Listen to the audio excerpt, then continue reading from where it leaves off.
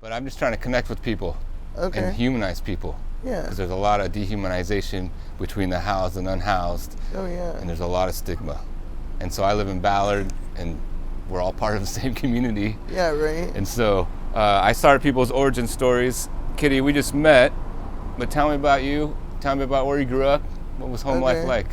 I actually was born in Tallahassee, Florida, but I don't remember jack about it. When I was 2, right after I turned 2, my mom drove in a Geo Metro with me and a cat across the country to Port Angeles. And then I lived there for about a year or 2. And then we moved out here, and then I lived here ever since.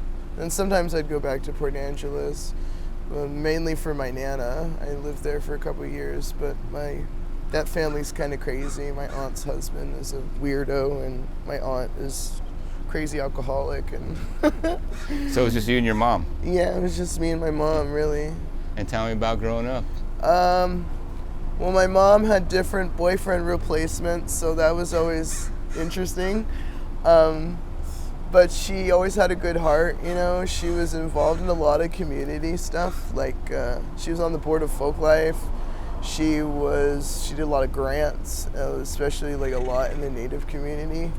And so I grew up always helping her with events and stuff. And like, I literally volunteered every year at Folklife since I was like 5 years old at the greeter boxes. And like, I just remember having to get up really early in the morning and be like, do we have to go? Yeah. But then I'd be there from like before it was open to like after it closed every day. Yeah. Like, and it was fun. I liked it, you know? I can imagine a giant playground. In a Yeah, sense. so she kind of like taught me more like community involvement and like different community ideas. And she always tried to encourage me to do more music. And I used to play my ukulele a lot, and at one point I had a guitar, a banjo, a ukulele, a keyboard, but I hated the guitar. So I stuck with the ukulele. We seemed to get along just fine. Nice. And let's see, you went to high school in Seattle? Yeah, I went to AS1 was my first elementary school to 4th grade, then I went to Pathfinder to 8th grade, and then I went to Nova High School. And what was going on in high school? Did you have a crew and a thing you guys did or anything? No, I didn't really have a crew. It was just me. Kind of like, I tried to find a crew. I had one crew. It was like me and 2 other chicks for a minute, and then that kind of like that was like a 3-month thing. And then it was me and my like best friend Michael from 6th grade, and then we were just kind of like the 2 mixed kids that would listen to like lo-fi and smoke weed all the time and like just talk. Yeah, great. And then after high school, what's going on in your life? Let's see, when you graduate high school, like 17, 18, around there? Yeah, in fact, I didn't even graduate Okay. because I needed more discipline, really. You know, if I had a more like structured, I probably would have finished high school. But I had a friend who like was like my best friend, and he kind of was a major influence in my life too. But not only that, I started work when I was like 17, and I was working actually quite a lot, like 6 days a week. And I was saving up money to try to get an apartment, and my mom wanted me to pay like a ridiculous amount of rent. And so at this time, you're still living with your mom. Yeah. And she was like, you need to pay your rent. Yeah, even though I knew how much she was paying in rent, she was trying to get me to pay like $1,000, even though I knew she was paying like $1,200. And I'm going, Mom, like, I get that you're trying to teach me responsibility, but like, I'm not even 18 yet. You're already demanding money out of me, like, and I'm trying to save up for an apartment, like. Can you give me the time to save up for this apartment in Beacon Hills, close to my work? It was perfect. And she's like, no, you need to give me money. And my mom's always kind of been weird about money.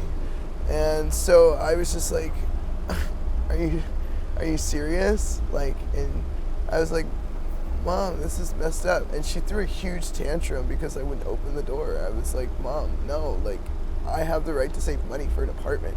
And she was like, well, then get out of my house then. Just get the F out of my fucking house. I don't need you here anyways if you're not going to be of help. I was like, wow, I didn't realize my mom could throw an adult tantrum. It was kind of crazy. So then I packed up my shit and I left with my friend Bentley, and I lived under Eastlake. At 17? 3 days before I turned 18, yeah, so. You said you lived under East Lake. Under East Lake? Yeah. What does that mean? Like under I-5, like in East Lake. Like so you went from your mom's house in my room, in your room to being homeless. Yeah. Like that. Yeah. In a matter of one night. Yeah. Yeah. Just out. Yeah. Yeah. And tell me about the feeling, the emotion. It was really fucked up. Like, it was on my Nana's birthday, which I always was connected to her, like, spiritually. It was right around my birthday. I ended up getting so fucking depressed, and I started drinking a lot. And I was trying to just work and, like, drink and work and drink and, like, trying to figure out how to get the stress out, I guess, in a weird way. Well, how to cope with such a traumatic experience, right? Yeah, and it was always, like, with my mom, it was always her either high demand of money or of stuff. Like, the stuff was always more important than me, and it was kind of like, it's just, like, all this buildup of everything. And so I was working heavily for 6 days a week, and then finally I told my boss I couldn't do it. And I was like, I can do 5 days, maybe 4, but I can't do 6. And then I drank a half gallon of Bacardi rum to myself in one night. And that was bad alcohol DTs. I couldn't eat anything. I couldn't drink any water. I had constant pain in my whole body, and, like, I was getting horrible headache. It was horrible. And I would never call out of work, like, ever. I was always on time. I called out of work 3 days in a row, and, like, where I worked, like, they depended on me to cover for everything. I was the person that always said I got it. And it's like, now I'm not the person that says I got it. Like, I felt like at least something that I put my heart into is not even being fulfilled. And so I was like, fuck, what do I do? And my friend at the time was smoking meth, and literally he went, here, I really don't want to give this to you, but it would actually help your DTs. And sure shit, it actually did. And then that started that addiction problem, though, which sucked. But eventually, after that spiel, one day I had, like, this trippy ass dream about my Nana. Like, I don't know, it's just the craziest dream. And I was like, I gotta get clean, I gotta get sober, I need to go take care of my Nana. And it was like that. And I just immediately, like, I just stopped. Wow. And I went through the sleeping and eating for 2 weeks. And while on the streets, like living. Yeah, and at the time, like, so I stayed in a tent under East Lake, and then from there was saving money to buy a van. So I bought my first van. It was crap. I just didn't want it. I just didn't like it. And then the second van I got was the van that was supposed to be given to me. It was a promise. It was supposed to be given to me by my aunt and my uncle. They ended up giving it away to this other lady who ends up scamming me and selling it to me for $1,200. Yeah, and the transmission was crap. It was a horrible van, but it had character. And her name was Agatha.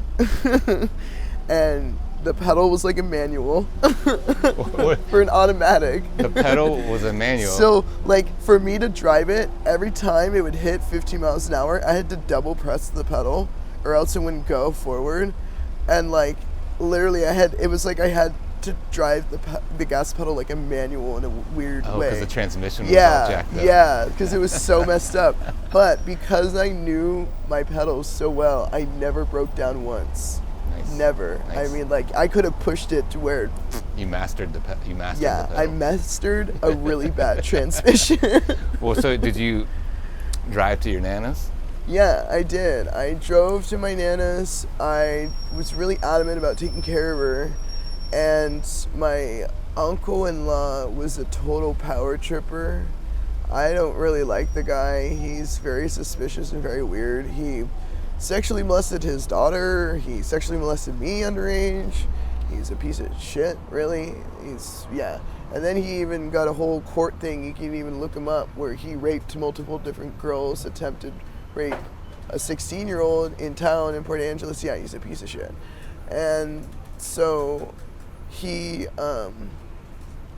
he kind of would do this weird manipulation thing with my Nana, where like he would say that my friend was trying to like steal things from her or something. It was really weird. Like, my family's always done this weird shit where they kind of treat me like I'm the prized possession because I'm literally the youngest. So I have no cousins, no brothers, no sisters. Just you. Just me. You're the only child. Yeah, literally the only child. So it was different. It was definitely really different. But so they kind of have this weird like pretend protection thing of me and like do this weird fake innocence thing, which is like, what? I don't know, like almost like they put a safe bubble over me. It's the weirdest treatment. But they were trying to say that he's not allowed to be there. And while this was going on, like my uncle-in-law, we were having a talk or something, and at the time I was fit and I was looking good for my age. I mean, I was 18 years old. And he literally, as I was walking out the door, like groped my boobs, like, and I was like, what the hell? I was like in shock because it came out of nowhere. And so I just like went, what the hell? And then I realized he was a guy, and so I like elbowed him in the dick, and he was like, and I like ran off. And so he was like, don't tell anybody about this, blah, blah, blah, blah, blah, blah, blah. And so I told my friend, because, I mean, we ended up being together as boyfriend and girlfriend, and he was gay, but then we ended up actually loving each other. It was kind of one of those weird relationships, but he was really angry about it. And then I told my aunt every incident that happened because she didn't know. And like he couldn't contain the anger about it. He was like, I want to beat that asshole up. I was like, well, I mean, that makes sense. And so because I couldn't stay with my Nana every day because of my boyfriend, which was just a power control thing with my uncle, I started work at a 5-star marina at John Wayne's Marina, the Dockside Grill. And then 2 days off, I'd go see my Nana. And so on one of those days off, that's when they had a big old fight. And then they were like, you need to get out of here. You need blah, blah, blah. You can't be here anymore. He's no longer welcome here, blah, blah, blah. And I'm going, oh, what the hell? And so while this is going on, my work is like being weird. The son of the owner who owns the restaurant's having weird jealousy issues with me. I'm like trying to figure out what's going on. So I just said, screw this, all this stuff. I put in my 2 weeks notice. Literally not even like 2 or 3 days later, the day I'm supposed to go see my friend's concert, my boss, who was the son of the owner, like called the police on my boyfriend for beating his dog, even though that never happened. And the police came and they're like, well, the dog's fine, there's nothing. And so then he said, you need to go. And I was like, wait, what? And I was like, but I haven't even finished my job. I didn't even finish mopping or nothing. I was like, I'll even clock out and finish my job. Right there, like, yeah. I hate that when somebody, that's my biggest pet peeve, when somebody takes my job or finishes my job for me when I'm totally capable of doing it. And yeah, he was like, just go. I was like, okay, well then screw this. Yeah. So then I left. I came back here. I did dope again because I was like, I try and do something. So were you clean like then? Yeah, I was totally clean. Gotcha. I wanted to be. I loved it. It was great. I actually enjoyed being clean. And then I came back here. I was depressed. I was doing dope again. Then I said, screw this shit. And I said, after I did a Shakespeare play thing with this Shakespeare group, I got paid $500. And then I said, okay, you know what? I'm just going to drive up this way. And I drove through Eastern Washington. And then pretty soon I was going to Oregon and then to California. Which was pretty cool. So I experienced traveling a little bit. Yeah, sounds like an adventure. It was fun. It was crazy. I got to do the whole, Humboldt County trim job thing and everything. It was great.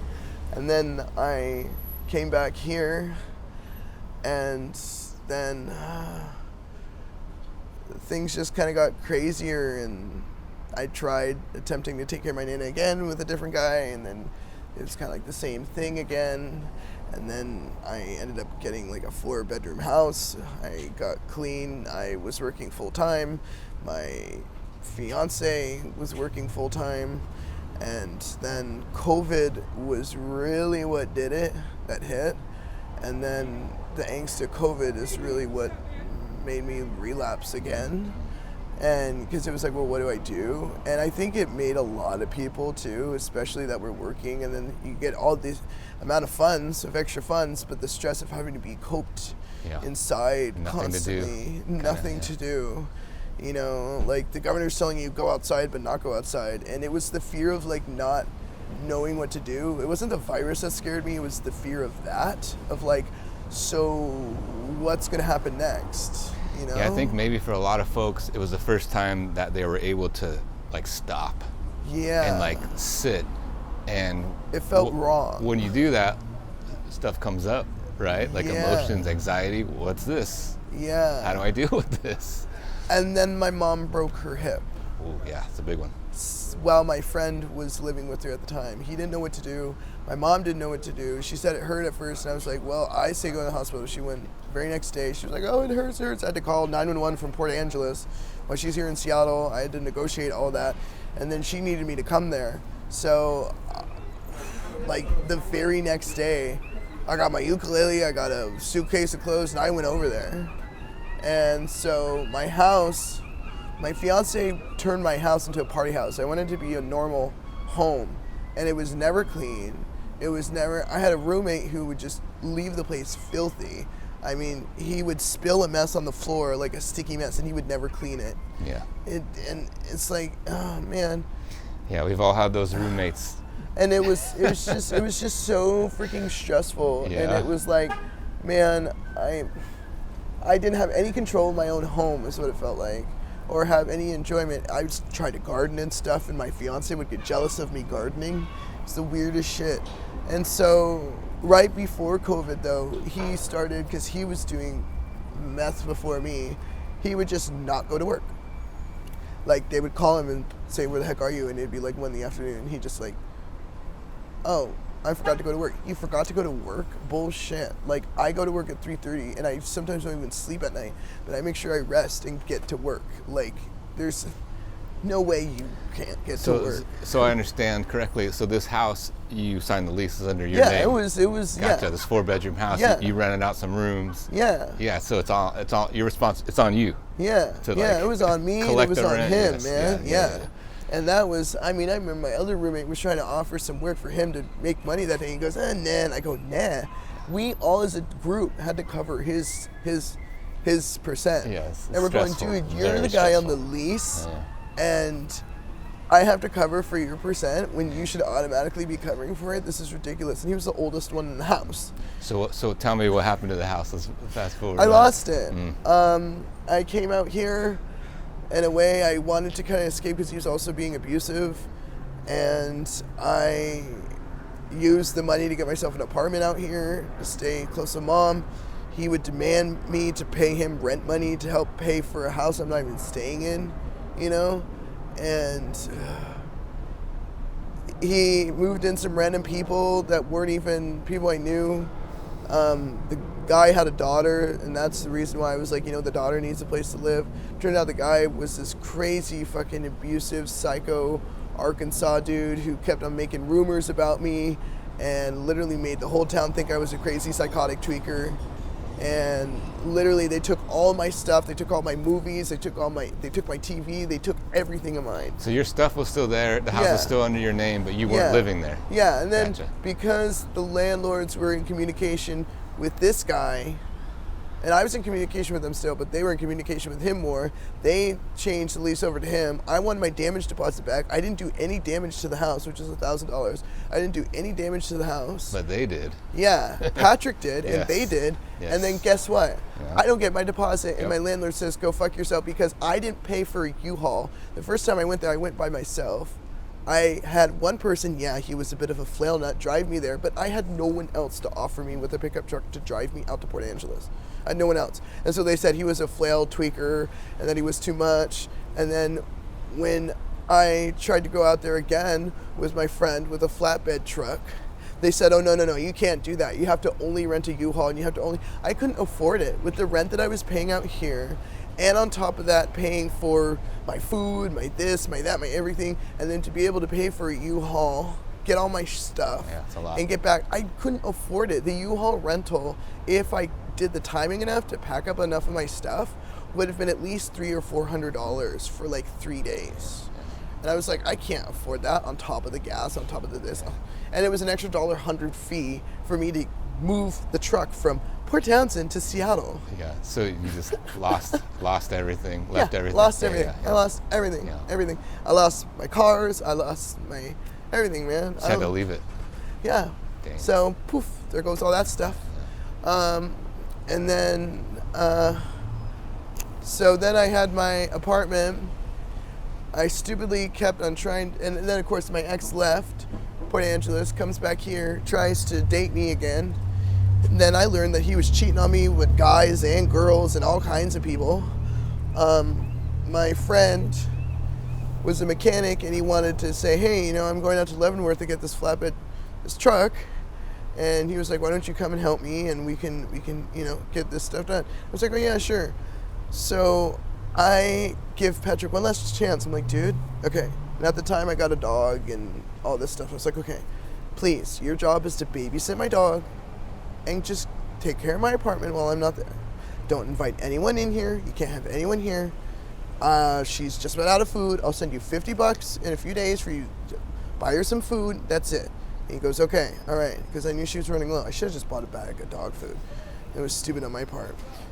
So I sent him the $50 for the dog food, and he ends up using it to buy Clear. He then asked me, oh, can I have this trans chick come over and stuff? And I'm like, I don't know why you're handing the phone over to me to this person. I don't know this person. Not anything against them, but I don't know them. And you're trying to have random people in my apartment. You know the rule and what I said. No. This is your boyfriend. Yes. This is my fiance, boyfriend, whatever. Yeah. Yeah, I was trying to give him another chance, but he was just doing weird stuff. He's blowing it.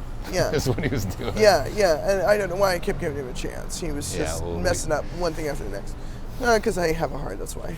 So finally I get back after being gone for about 2 weeks. Sorry, my leg itches.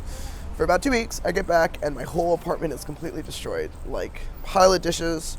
I just cleaned the place right before I left. Pile of dishes. He's got needles everywhere. The smell was horrid. All my plants are dead. My dog is like freaking out, you know, and I pick her up. She's got no dog food. All she had was rotisserie chicken for 2 weeks. Yeah, the same rotisserie chicken. And I'm going, dude, oh my God. And he was out of it and freaking out. And like, I remember he was screaming at me. I'm like, why are you doing this? Why are you blah, blah, blah. And it was during like the middle of COVID where nobody communicated to act like talking to other people was a disease. And like nobody asked me if I was okay. Like what I'm used to in Seattle, like when a woman has a guy screaming and acting crazy, like normally somebody's like, I'm here to help you. Like, what's wrong? Nothing. And it was like, oh my God, this is insane, you know? The guy was just, it was insane. And then my next door neighbor told me, oh yeah, there was all kinds of fun parties going on next door. That's all I'm going to say. Well, I take it that relationship didn't work out. Yeah, that was done. That was done. Well, Kitty, let's talk about your current situation. Yeah. Where are you at now? I've been wandering around in Seattle for the past, since I got illegally evicted. From that apartment? No, I ended up staying on a boat with my friend. Okay. I kind of like abandoned my apartment because I didn't know what to do with it because he kind of like destroyed it with the so you just memories took off. and shit. Yeah. I kind of ditched it. I feel bad for doing that, but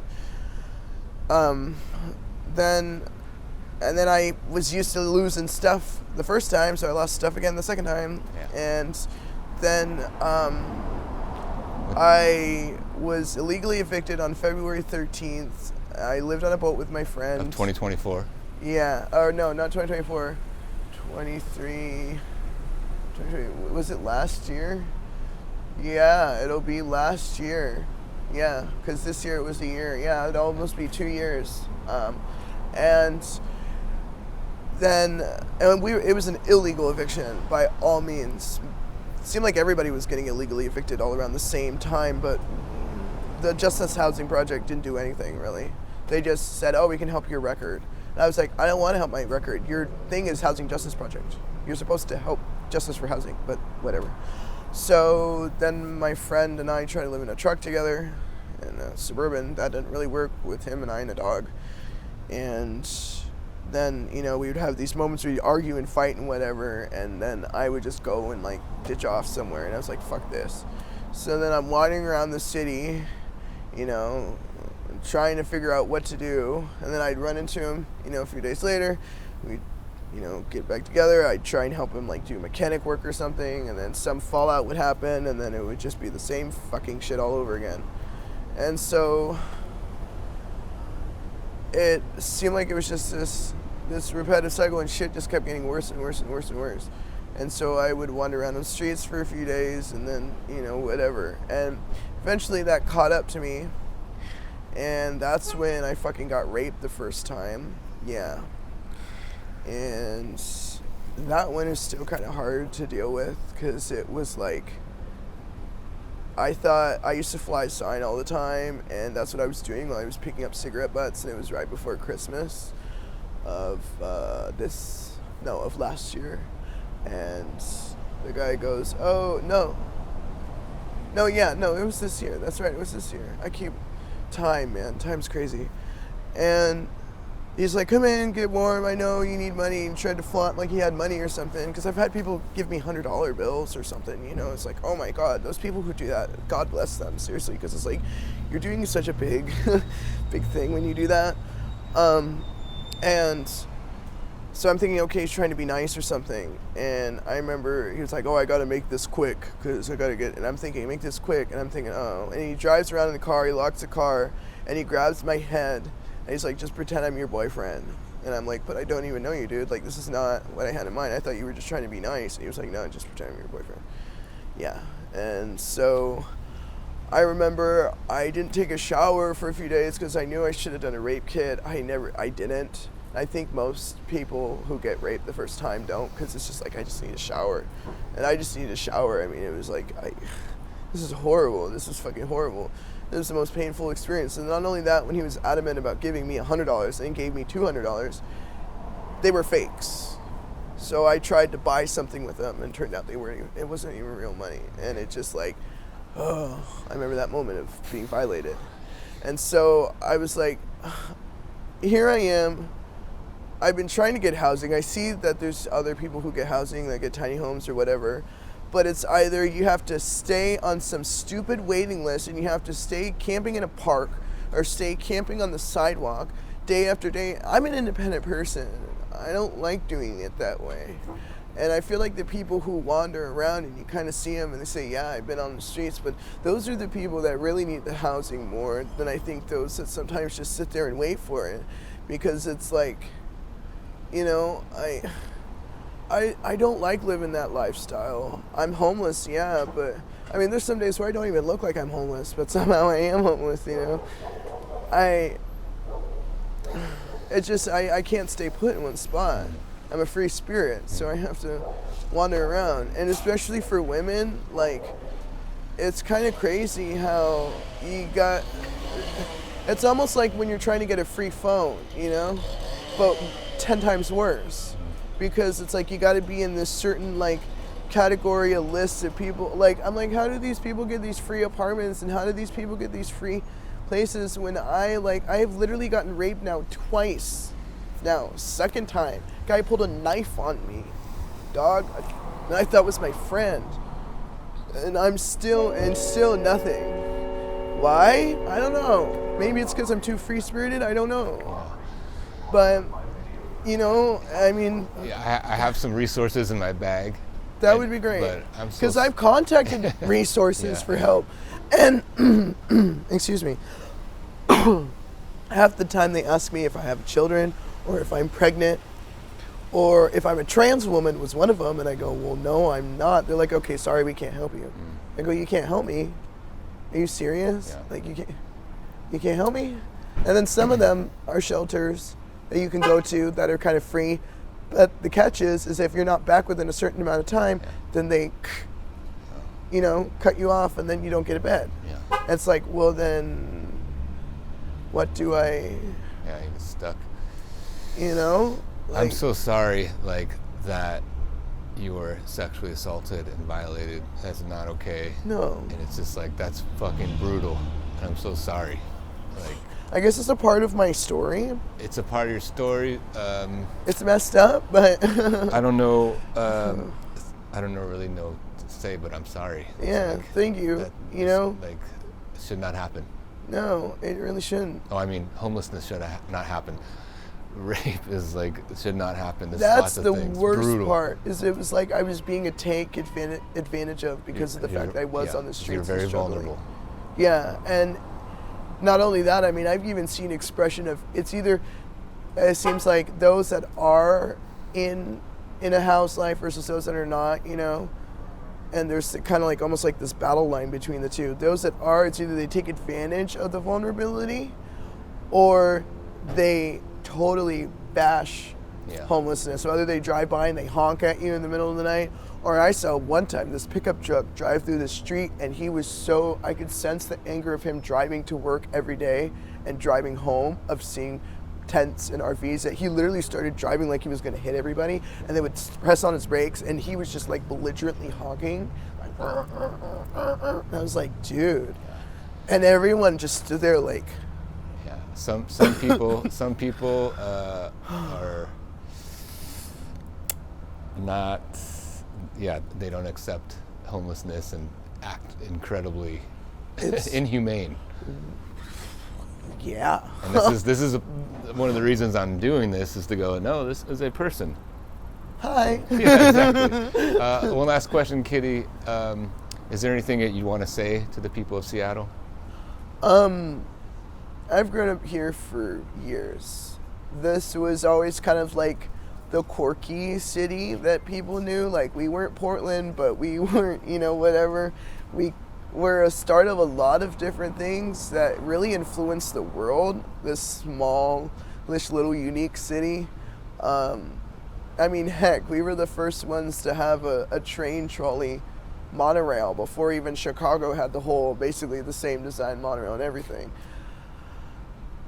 And one of the things too that's really cool is that we're really artistic and musically talented for a location of a city. It's, for one, please have 24-hour things back. But for two, I know it's random, just everybody's a person. Everybody is everybody. We're all one organism, you know? We might just be separate entities of that organism, but we're all one. Why can't we like uplift each other and bring culture back, bring creativity back, bring like music and like being comfortable with people back? I mean, literally, when I was a teenager, the treatment of homelessness then is almost looked at as like a unique culture, in a sense, like traveler folk, versus now it's just like, you disgusting vermin filth. Sometimes you can feel that look, or like, you know, even sometimes on the homeless side, like when they're not really realizing they're making some people that are housies uncomfortable. Like, I remind my friends, you know, like, hey, like, move out of the sidewalk, let them walk through. It's like, oh, you know, sorry, you know, because in those moments when I'm kind of like, given that humanity, I want to remember that in the end of the day, we all are people. We're all made of the same blood. That's right. Just remember to love each other. Yeah. That's all. Yeah, just remember to love each other. Thank you so much. It's good to hear your voice. Thank you. Appreciate you telling your story. You open for a hug? Yeah, right. please. Hang in there. I'm so sorry that happened. Damn. Thank you. I'm so sorry. Jeez, man. It's a part of my story, I guess.